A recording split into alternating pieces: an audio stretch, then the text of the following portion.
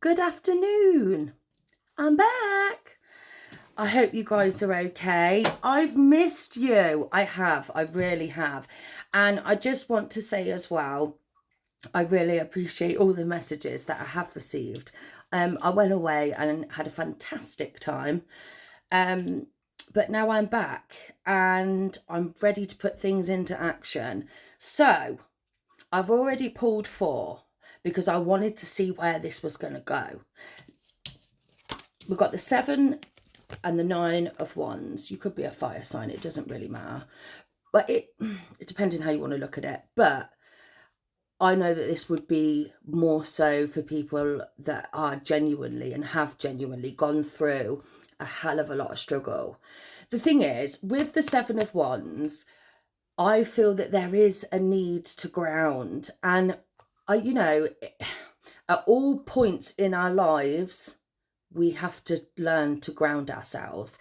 And I personally feel the longer we go on, the more we understand, the more need we have to ground, if that makes sense. My guide's coming through a lot in this as well. So if you are feeling slightly ungrounded, don't panic. And as people say, just go outside and touch grass. But one thing I will say is ask for Mother Earth, Mother Gaia to help you. Because I find trying to do so much on your own. My dryer's not even on. Hold on. Sorry guys, that was really weird. I've opened the door. If it turns now, that will probably frighten me. Right, so we've gone over the grounding because I feel like I have to remind myself as well, because I think we get so stuck in, say, an experience or a situation that we look for the solution, but in the present moment we do need to, my ear's really ringing. Got someone here. Right, with the 9 of Wands. I always say to people and my clients, never ever panic when you get these 2. Because even though it's a challenge, it's also a way for us to learn resilience.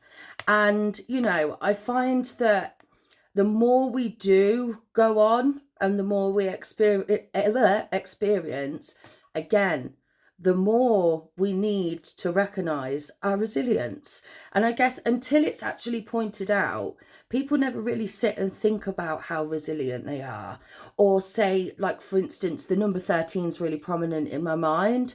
So say between the last 12 and 13 months, if you've been going through it and you've been faced with a lot of challenges, 1, this reading's for you, but 2, it's also a way of, I try and turn things into positives, and it's kind of like breaking through and actually having our resilience put to the test. Woo! It's one of them, like not knowing how to be strong until you have to be strong, And I feel like with these 2, a lot of strength has been used. And actually, I can guarantee the person you have become from this is probably setting you up for the rest of your life.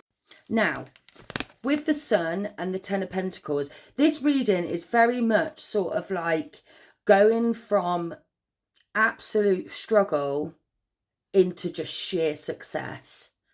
So actually, that's when you realise how important it is to go through the darker things in life. It's all about balance. And I really feel like you have conquered and mastered the art of balance. No one's perfect. We've all got a past and we've all got skeletons in our closet. And I will put good money down on the fact that there's probably not one person that is perfect and that has never been through anything and still gets everything. The idea, or what I'm finding, the idea is what goes up must come down, and what goes down must come up. As above, so below, and all that jazz, right? So actually, just don't give up. I feel like you're at this point where it's really important, and you might feel almost like a bit defeated, like I'm applying all this effort in and nothing's coming from it, but struggle. But I'm here to tell you that actually, with the Eight of Pentacles on the bottom, it's all been for this exact reason. So now you know that all of that was for a great reason, and that actually it's taught you all the tools you need for that box. This is where success comes in. You know, you got to think about it this way, right? How many entrepreneurs or billionaires, how many times did they fail before that one time to become who they are and what they are now? So if you do come across a billionaire, ask them. I've asked a millionaire and he said he miserably failed for years. And then it took just this one impulsive day of listening to your intuition and going where you're being told to go, that leads to this success. So if you're doing something, if you've got a project, if you've got a job that you enjoy, something that genuinely gets you up in the morning, right? Keep going, because I promise you it is all coming around exactly the way that it's meant to. See, with the Ten of Swords and the World, I do it off camera purely because it just takes up time, and I think it's more the message that's important than a bit of shuffling. But going with this Ten of Swords and the World, completed it. Yeah? Because then comes these two.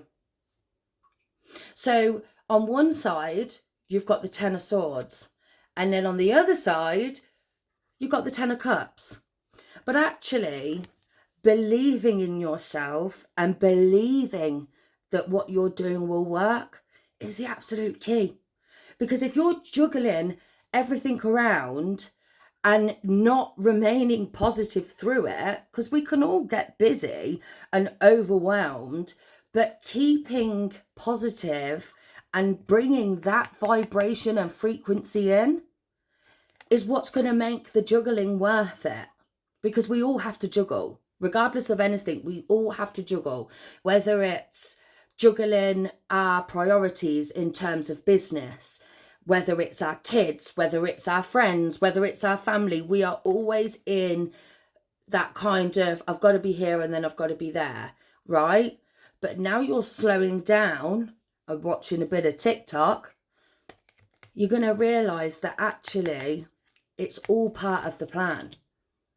And what I love about these two coming out together is look at the freedom on both.